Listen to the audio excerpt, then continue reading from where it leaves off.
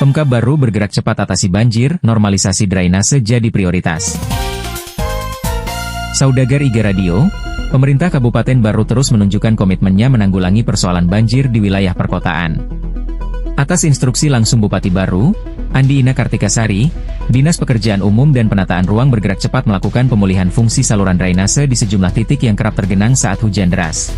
PLT Kepala Dinas PUPR Baru, Andi Indrajaya A. Jamro, yang ditemui pada Kamis, 30 Oktober 2025, menjelaskan, salah satu titik penanganan berada di saluran sisi kanan Jalan Haji Lanaka menuju Jalan Kartini. Dari hasil pemeriksaan, ditemukan pipa berdiameter 4 inci yang menghambat aliran air.